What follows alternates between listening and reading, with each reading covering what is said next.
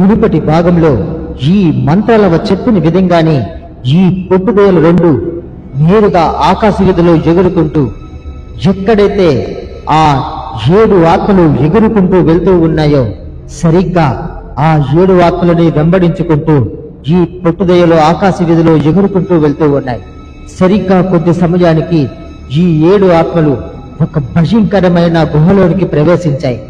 ఈ పొట్టుదయలు కూడా నేరుగా వాటిని వెంబడించుకుంటూ చాలా నిశ్శబ్దంగా ఆ గుహలోనికి ప్రవేశించారు. ఇంతలో ఆ 7 ఆత్మలు ఎదురుగా నుంచొని ఒక భయంకరమైన మాంత్రికుడు మంత్రాలు చదువుతూ ఏవో భయంకరమైన పూజన చేస్తూ ఉన్నాడు. ఇది ఎంత చాటుగా ఈ పొట్టుదయలు రెండూ చూస్తూ ఉన్నాయి. ఆ యొక్క మంత్రగాడు ఈ 7 ఆత్మలతో ఇలా అంటూ ఉన్నాడు, పిశాచాలారా, ఎంతవరకు వచ్చింది ఆ యొక్క అమ్మాయిని బలి ఇచ్చే కార్యక్రమం? మరి 2 వారాల్లో ఖచ్చితంగా ఆ అమ్మాయిని బలి ఇవ్వాలి. అష్టమి పూర్వ దశమి రాత్రి సమయంలోన మహా అఖండ నక్షత్రం పుట్టిన ఆ అమ్మాయిని బలి ఇస్తే మనకి సర్వశక్తులు మనవశం అవుతాయి. ఈ ప్రపంచాన్ని శాసించే శక్తి మనవశం అవుతుంది. ఎంతవరకు వచ్చింది? ఆమెను బలి ఇచ్చారా లేదా చెప్పండి అని ఆ మాంత్రికుడు ఈ యొక్క ఆత్మలతో అడుగుతూ ఉన్నాడు. ఆ మాటలన్నీ వింటూ ఈ పిశాచాలు ఇలా అంటూ ఉన్నాయి, లేదు ప్రభు, లేదు.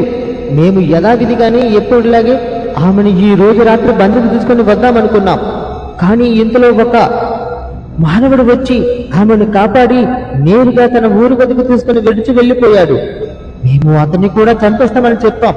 కానీ అతను ఏమాత్రం భయపడకుండా, నేను నీకు తోచింది నేను ఖచ్చితంగా చేస్తాను, రోజుకు ఒక జంతు మాంసాన్ని తీసుకొని వచ్చి కుండలతో రక్తం ఇస్తానని చెప్పి మాతో ఒప్పందం చేసుకున్నాడు. ఇక అతని ధైర్యాన్ని చూసి మేము ఏమీ చేయలేక వెనక్కి తిరిగి వచ్చేసాం. ప్రభు, ఇదే ప్రభు జరిగింది అని ఈ 7 ఆత్మలు ఆ మాంత్రికుడితో చెబుతూ ఉన్నాయి. ఆ మాటలు విన్న ఆ యొక్క మాంత్రికుడు గట్టిగా అరుస్తూ ఇలా అంటూ ఉన్నాడు, అరే, ఒక అల్పమైన మానవుడు తన ధైర్యాన్ని చూసి భయపడి మీరు వెనక్కి తిరిగి వచ్చారంటే మీలో పిశాచి లక్షణాలు రోజు రోజుకి అంతరిస్తూ ఉన్నాయి. నా శక్తితో మిమ్మల్ని ఇక్కడికిక్కడే భస్మం చేయగలను. కానీ అలా చెయ్యను. మీకు మరొక అవకాశం ఇస్తాను. రేపటిలోగా ఆ వ్యక్తిని చంపి మనం అనుకుంటూ ఉన్న ఆ అమ్మాయిని నరబలికి సిద్ధం చెయ్యండి. లేకపోతే నా చేతిలో మీకు మరణం పద్యం. వెళ్ళండి అని ఆ మాంత్రికుడు గట్టిగా అరుచు చెప్పాడు. ఆ మాటలు విన్న ఈ యొక్క 7 ఆత్మలు ఒక్కసారిగా ఆ గృహ బయటకు వచ్చి ఒక దగ్గర నుంచుని చాలా ఆలోచిస్తూ ఉన్నాయి. ఇది ఎంతా చూస్తూ పొట్టుదయలు కూడా చాలా గోప్యంగా ఆ గృహలోంచి బయటకు వచ్చి ఒక చెట్టు మీద కూర్చొని ఇలా మాట్లాడుకుంటూ ఉన్నాయి. అరే టెంగు, ఇది అంతా ఈ మాంత్రికుడు చేస్తున్న పని అన్నమాట. పాపం ఈ 7 ఆత్మలకి కూడా ఈ యొక్క భయంకరమైన పనిలో ఎటువంటి సంబంధం లేదు. ఈ ఆత్మలను అడ్డుపట్టుకొని ఈ మంత్రగాడు ఆడుస్తున్న ఆట అన్నమాట ఇదంతా. సరే, మనం ఈ ఆత్మలతో మాట్లాడి ఆ మంత్రగాడిని బురుడి కొట్టుతాం. తర్వాత మంత్రాలకు చెబుదాం. ఏం చేద్దాం డింబు, సరేనా? సరే డింబు, సరే, తప్పకుండా నువ్వు చెప్పిన విధంగానే చేద్దాం. మన మంత్రాల శక్తితో కాస్త వరకు మనం ప్రయత్నిద్దాం. ఇక మన చేతుల్లో లేనందువలన తెలిస్తే అప్పుడు మంత్రాలకు తెలియజేద్దాం. ఈ లోపు వీడి సంగతి మనమే చూద్దాంలే అని ఈ పొట్టుదయలు రెండు మాట్లాడుకుంటూ ఉన్నాయి. అనుకున్న విధంగానే ఈ పొట్టుదయలు రెండు నేరుగా ఆ 7 ఆత్మల ముందుకు ఒక్కసారిగా ప్రత్యక్షమయ్యాయి. ఈ పొట్టుదయలు చూసిన ఈ 7 ఆత్మలు ఇలా అంటూ ఉన్నాయి, అరే, ఎవరు మీరు? మా ముందు పిశాచాల ముందు మీలాంటి అల్ప కొట్టు పిశాచాలకు అర్హత లేదు. త్వరగా ఇక్కడి నుంచి వెళ్ళిపోండి అని ఆ 7 ఆత్మలు గట్టిగా చెబుతూ ఉన్నాయి. ఆ మాటలు వింటూ ఈ యొక్క పొట్టుదయ్యాలు వాళ్ళతో ఇలా అంటూ ఉన్నాయి, అరే, మీరు ఎందుకు అంతలా కంగారు పడుతూ ఉన్నారు? మేము మీకు సహాయం చేయడానికి వచ్చాం. పాపం మీరు ఇప్పుడు ఒక భయంకరమైన కష్టంలో ఉన్నారన్న సంగతి మాకు తెలిసింది. మీరు ముందుకు వెళితే నుయ్య, వెనక్కి వెళ్తే గొయ్య అన్నట్టు ఉన్నారు. ఆ మానవుని చంపడం మీ వరం కాదు. ఎందుకంటే అతనికి దైవ బలం వెనకాల శక్తిగా ఉంది. ఇక ఈ మాంత్రిక నుంచి చెదురు తప్పించుకోవడం కూడా మీ వల్ల కాదు. ఎందుకంటే వారి దగ్గర మీ ఆత్మలన్నీ బందీగా ఉన్నాయి.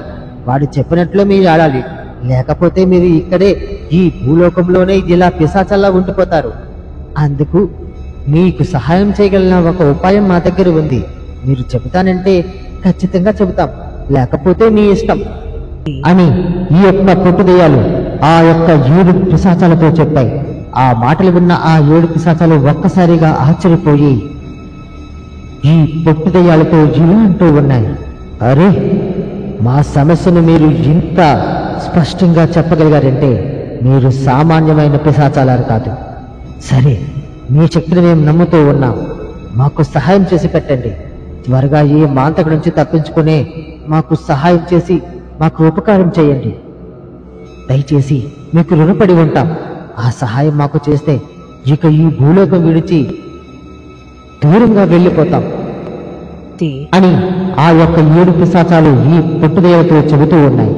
ఆ మాటలని విన్న ఆ పిశాచాలు ఈ యొక్క పొట్టుదయ్యలను చూసి ఇలా అంటూ ఉన్నాయి, సరే పొట్టు పిశాచాలారా, సరే, మీరు చెప్పిన విధంగానే చేస్తాం. చెప్పండి, మాకు ఏ విధంగా మీరు సహాయం చేయగలరో చెప్తే మేము ఖచ్చితంగా మీ పనికి సహకరిస్తాం. ఏం చేయాలో చెప్పండి. ఆ మాటలన్నీ విన్న ఈ యొక్క పొట్టుదయ్యాలు ఆ 7 ఆత్మలతో ఇలా అంటూ ఉన్నాయి, ఇప్పుడు దారికి వచ్చారు ఈ 7 ఆత్మలు. పిశాచాలారా, నేను చెప్పేది జాగ్రత్తగా వినండి. మీరు ఇప్పుడు ఆ భయంకరమైన మాంత్రికుడి చేతిలోంచి తప్పించుకోవాలన్న ఒకే ఒక మార్గం ఉంది, అదే ఆత్మ ప్రవేశం. ఇప్పుడు మేము ఇద్దరం ఈ జంబులు పొట్టు పిశాచాలు 2 ఒకరి రూపం ఆ వ్యక్తి వలె, మరొక రూపం ఆ అమ్మాయి వలె మార్చుకుంటాం. మా రూపాలతో మీరు బంధించినట్టు ప్రతి భయంకరమైన పూజలు చేసుకుంటూ మంత్రాలు జపించుకుంటూ నేరుగా ఆ మాంత్రుడి వద్దకు మమ్మల్ని ప్రవేశపెట్టండి. ఆ మాంత్రిగాడు మమ్మల్ని నిజమైన ఆ బలికి ఇచ్చే మనుషుల్లా అనుకొని మమ్మల్ని బలి ఇస్తాడు. కాకపోతే మా మంత్రశక్తి వల్ల తిరిగి మరలా మేము బ్రతికి వస్తాం. మరుక్షణమే మీరు ఈ సంగతిని మొత్తాన్ని మంత్రాలకు తెలియజేయండి. మంత్రాలప మాపై ఈ యొక్క మంత్రగాడు మరణ మంత్రం చదవగానే మంత్రాలవ మమ్మల్ని రక్షించు తిరుగుతుంది. ఇదే ఆ యొక్క భయంకరమైన మాంత్రికు నుంచి తప్పించుకునే ఒకే ఒక దారి. ఈ దారి తప్ప మరొక దారి లేదు. సమయం లేదు మిత్రమా, మనకి ఖచ్చితంగా ఆ మంత్రగాన్ని వచ్చే అమావాస్యలోపు పూర్తిగా మనం ఈ భూమిపై లేకుండా పూర్తిగా నిర్మూలించాలి. వాడు అసంచంద్రమైన మాంత్రికుడు, వాడి శక్తి అమోఘం. ఎలా అయినా సరే మనం ఇందులో విజయం సాధించి తీరాలి, మర్చిపోకండి అని ఈ పొట్టుదయ్యలు 2 ఆ 7 ఆత్మలతో చెబుతూ ఉన్నాయి. మరిపేడ భాగంలో ఈ రంగనాథ అడవి మార్గంలో ప్రయాణిస్తున్న సమయంలో ఈ యొక్క రంగనాథకి ఒక ఆపదలో ఉన్న అమ్మాయి అరుపులు వినిపించాయి. మరుక్షణమే అటు గులిపుగా వెళ్లి ఆమెను రక్షించి తిరిగి మరలా నేరుగా తన ఊరిలోనికి పంపి వెనక్కి తిరిగి వస్తూ ఉండగా ఈ రంగనాథుని చూసి ఒక ముసలి వ్యక్తి ఇలా అంటూ ఉన్నాడు, అరే నాయనా, నువ్వు చేసిన పని నీకు అర్థమైతుందా? నువ్విప్పుడు పెద్ద ఆపదలో చిక్కుకున్నావు. నిన్ను భయంకరమైన 7 ప్రేతాత్మ నొప్పులు నిన్ను పట్టి పీడిస్తాయి. ఆమె ఒక శాపకస్తురాలు. ఆమె ఈ ఊరికి పెద్దయిన కూతురు. ఆ ఊరి పెద్ద కూతురికి చిన్ననాటి నుంచి ఒక భయంకరమైన శాపం ఉంది. ఆమెను కొన్ని సంవత్సరాలుగా 7 ఆత్మలు పట్టి పీడిస్తూ ఉన్నాయి. ప్రతిరోజు ఆమెను ఆ అడవి మార్గంలోకి తీసుకుని వెళ్లి చంపడానికి ప్రయత్నిస్తూ ఉంటాయి. కాని ఏదో ఒక విధంగా ఆ అమ్మాయి తప్పించుకొని ఇలా వచ్చేస్తూ ఉంది. పాపం, ఒక విషయం ఏమిటంటే ఈ సంగతేమీ ఆమెకి తెలియదు. కాని ఆమెను ఎవరు రక్షిస్తారో వారు మాత్రం ఖచ్చితంగా మరణిస్తారు అనేది మా ఊరి నమ్మకం. పాపం, నువ్వు ఏ ఊరి వాడివో ఏమిటో ఇలా ఏ పాపం తెలియకుండా పెద్ద సమస్యలో చిక్కుకున్నావు. నీ ప్రాణాల మీదకు తెచ్చుకున్నావు నాయనా అని ఆ యొక్క ముసలి వ్యక్తి ఈ రంగనాథతో చెప్పాడు. ఆ మాటలు వింటూ ఈ రంగనాథ ఒక్కసారిగా ఆశ్చర్యపోయి భయభ్రాంతి చెంది ఇలా అంటూ ఉన్నాడు, అరే, ఏంటి పెద్దయినా మీరన్నది? ఇది ఎంత వాస్తవమా? ఏదో పాపం ఒంటరిగా ఉన్న ఆడపిల్ల కదా అని నేను రక్షించి సహాయం చేస్తున్నందుకు నా ప్రాణాలే తీసుకుంటదా ఆ పిశాచాలు? అయినా ఏంటి ఆ శాపం? పాపం, ఆ అమ్మాయిని చూస్తే చాలా అమాయకురాల్లా ఉంది. అటువంటి ఆ అమ్మాయిని తన తండ్రి కాపాడుకోలేకపోతున్నాడు అంటే నాకు చాలా బాధగా అనిపిస్తూ ఉంది. ఇంతకీ అసలు అమ్మాయికి ఆ శాపం ఎలా వచ్చిందో మీకు తెలుసా? కానీ ఇప్పుడు నాకు ఎటువంటి సంబంధమూ లేదు కదా. నేను ఆ అమ్మాయిని రక్షించాను అంతే. కాని మీరంటుంది మాత్రం ఆ 7 ఆత్మలు నన్ను చంపక తింటాయి అంటున్నారు. ఇది ఎంత వాస్తవమేనో ఏమో నాకు నమ్మబుద్ధి కావటం లేదు. పెద్దయినా నాకు నిజం చెప్పండి అని ఈ రంగనాథ ఆ ముసలి వ్యక్తితో చెబుతూ ఉన్నాడు. ఆ మాటలు వింటూ ఆ ముసలి వ్యక్తి, చూడు నాయనా, నీతో అబద్ధమాడవలసిన అవసరం నాకు లేదు. నేను కొన్ని సంవత్సరాలుగా ఈ ఊరిలోనే నివసిస్తూ ఉన్నాను. నా కళ్ల ముందే పుట్టి పెరిగింది ఆ పిల్ల. ఇలా ఎన్నో సంవత్సరాలు తను తప్పించుకుని రావడం, వాళ్ళని రక్షించిన వాళ్ళని చంపక తినడం నేను కొన్ని 100 సంవత్సరాల నుంచి చూస్తూ ఉన్నాను. దీనికి పరిష్కారం ఏదైనా ఉంది అంటే ఆ ఆత్మలతో నేరుగా నువ్వు మాట్లాడగలిగి వాళ్ళని జయించగలిగితే చాలు. ఇక నీకు ఎటువంటి ఆపద ఉండదని నా నమ్మకం. సరేనాయనా, త్వరగా వెళ్ళిపో. ఇక్కడి నుంచి నువ్వు త్వరగా వెళ్ళిపో అని ఆ ముసలి వ్యక్తి ఈ రంగనాథతో చెప్పి అక్కడ నుంచి వెనక్కి వెళ్ళిపోయాడు. ఇది అంతా వింటూ ఈ రంగనాథ మాత్రం చాలా భయపడుతూ ఆందోళన చెందుతూ ఉన్నాడు. అయ్య బాబోయ్, అనవసరంగా నాకు సంబంధం లేని విషయంలో జోక్యం చేసుకుని నా ప్రాణాల మీదకి తెచ్చుకున్నట్టున్నాను. బ్రతుకు తెరువు కోసం పక్క ఊరికి వెళ్తున్న నేను ఇలా పిశాసి చేతిలో చనిపోతే నా భార్య పిల్లలను ఎవడు చూసుకుంటారు? ఎలాగైనా సరే ఈ సమస్య నుంచి నేను బయటపడాలి. దానికి ఆ భగవంతుడే నాకు దారి చూపించాలి. ఆ భగవంతునిపైనే భారం వేసి ముందుకు వెళ్తాను. చూద్దాం ఏం జరుగుతాదో అని చెప్పి రంగనాథ చాలా భయంగానే ఆ అడవి మార్గం గుండా ప్రయాణించుకుంటూ వెళుతూ ఉన్నాడు. అనుకున్న విధంగానే ఈ వ్యక్తి అడవి మార్గం గుండా ప్రయాణించుకుంటూ వెళుతూ ఉన్నాడు. సరిగ్గా కొద్ది దూరం ప్రయాణం చేసేసరికి ఈ యొక్క వ్యక్తికి ఎదురుగా 7 ఆత్మలు ఒక్కసారిగా ప్రత్యక్షమయ్యాయి. ఆ ఆత్మలు చూడ్డానికి చాలా భయంకరంగా గాలిలో ఎగురుతూ రాక్షస పిశాచాల్లా కనిపిస్తూ ఉన్నాయి. ఆ పిశాచాలు దగ్గరగా వచ్చి ఈ వ్యక్తి చుట్టూ 7 పిశాచాలు ఎగురుకుంటూ ఇలా అంటూ ఉన్నాయి. రక్తదాహం తీర్చుకో మాకు, లేకపోతే నీ ప్రాణం మా చేతిలోనే పోతుంది. నువ్వు రోజుకి 2 సార్లు చొప్పున నీ ఒంటిలోంచి రక్తాన్ని మాకు దాహం తీర్చడానికి ఉపయోగిస్తూ ఉండాలి. అలా నువ్వు 7 రోజులు చేస్తే నిన్ను ఖచ్చితంగా విడిచిపెడతాం. లేకపోతే ఒకే రోజున నీ రక్తపు మాంసాలతో పాటు నీ ప్రాణాలు కూడా ఈ అడవిలోనే మట్టిలో కలిసిపోతాయి. ఎంతటి దుస్సాహసం చేశావరా నువ్వు! శాపగ్రస్తురాలైన ఆమెను కాపాడి నీ ప్రాణాల మీదకు తెచ్చుకున్నావు. తెలుసో తెలియకో తప్పు చేశావు. ఆ తప్పుకు మాత్రం శిక్ష అనుభవించి తీరాల్సిందే. ఈ 7 పిశాచాల నడుమున నీ రక్తాభిషేకం చేసి ఇక్కడి నుంచి వెళ్ళు, లేకపోతే నీకు మరణం తథ్యం అని ఆ పిశాచాలన్నీ చాలా గట్టిగా అరుస్తూ భయంకరంగా నవ్వుతూ ఉన్నాయి. అదంతా చూస్తూ ఈ వ్యక్తి చాలా భయపడుతూ ఆ బండిలోంచి దిగి ఈ 7 పిశాచాల్ని చూస్తూ ఇలా అంటూ ఉన్నాడు. హరి పిశాచాలారా, నన్ను క్షమించండి. ఏదో తెలియక తప్పు చేశాను. ఆ అమ్మాయి శాపగ్రస్తురాలైనా సరే పాపం చిన్నపిల్ల కదా, ఎంతో కష్టపడుతూ చాలా బాధపడుతూ అరుస్తూ ఉంది. ఆ అరుపులను చూసి నేను చాలా జాలిపడి ఆమె ప్రాణాలను కాపాడాను. అయినా పాపం అంత చిన్నపిల్లని చంపి మీరు ఏం సాధిస్తారో నాకు చెప్పండి. మీకంతగా ఏదైనా కావాలనుకుంటే రోజుకొక జంతువు చొప్పున మీకు నేను బలిస్తాను. మీ యొక్క ఆ జంతువు శక్తితో రక్తాన్ని తాగి మీరు మీ రక్తదాహం తీర్చుకోండి. దయచేసి ఆ అమ్మాయిని మాత్రం ఏమీ చెయ్యకండి. ఏదో ఒక విధంగా మీకొక జంతువును చంపి రక్తాన్ని కుండలతో తీసుకుని వస్తాను. నా మాట నమ్మండి.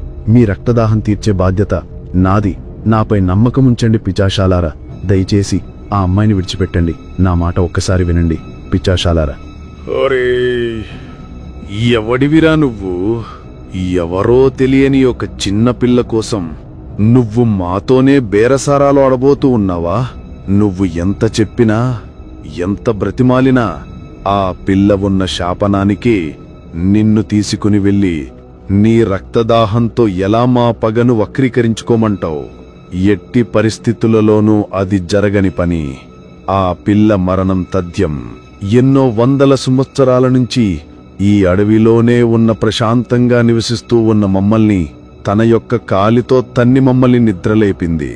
అందుకనే ఆ రోజు నుంచి ఆ పిల్లపై మేము పగను పెంచుకొని రక్తాన్ని తాగుతూ తనని చంపడానికి ప్రయత్నిస్తూ ఉన్నాం. కాని ఏదో ఒక శక్తి ఆమెను కాపాడుతూ ఉంది. తనను మాత్రం చంపే తీరుతాం. అరే అమ్మా, నేను చెప్పేది కాస్త వింటూ ఉండండి. నేను మీకు ఖచ్చితంగా సహాయం చేస్తాను. కాని ఆ చిన్నపిల్లను మాత్రం చంపకండి. మీ యొక్క ప్రశాంతతకి భంగం కలిగించిన ఆ చర్యకు పూర్తిగా ఏదైనా చెయ్యాలంటే చెప్పండి. నేను ఖచ్చితంగా నా ప్రాణాలు తెగించైనా సరే నేను మీకు సహాయం చేసి పెడతాను. ఏం చేయాలో నాకు చెప్పండి. ఖచ్చితంగా నేను అది చేసి తీరుతాను. ఏం చెప్పినా చేస్తావా? సరే అయితే ఆ పిల్లపై నువ్వు అంతలా జాలి పడుతున్నావంటే నీకు నీ చావుకు దగ్గరవుతున్నట్టుంది. అలా అయితే చెబుతాను, జాగ్రత్తగా విను. మాకు 2 రోజులకొకసారి నరమాంసం కావాలి. నరమాంసం యొక్క రక్తంతో పాటు నల్ల మేకను, నల్ల కోడిని కూడా మాకు తెచ్చి సమర్పించాలి. అలా 2 వారాలు పాటు చేసిన తర్వాత 3వ వారం మాత్రం ఒక మానవ బలితో పాటు నిన్ను నువ్వే మాకు సమర్పించుకోవాలి. అలా లేని పక్షాన ఖచ్చితంగా ఆ పిల్లతో పాటు నీ ప్రాణాలు కూడా గాలిలో కలిసిపోతాయి. జాగ్రత్తగా విను. ఎట్టి పరిస్థితులలోనూ ఈ నియమం నువ్వు ఎవరికీ చెప్పకూడదు. అలా చెప్పిన మరుక్షణమే నీ యొక్క ప్రాణాలు గాలిలో కలిసిపోతాయి. ఎటువంటి మానవులకు కూడా ఈ రహస్యాన్ని నువ్వు చెప్పినా, ఈ రహస్యం గురించి వాళ్ల గురించి సలహాలడిగినా నీ ప్రాణాలు వెంటనే గాలిలో కలిసిపోతాయి. జాగ్రత్తగా విను. ఇప్పటికి నీ గుర్హాన్ని తిని మా రక్తదాహాన్ని తీర్చుకుంటాం.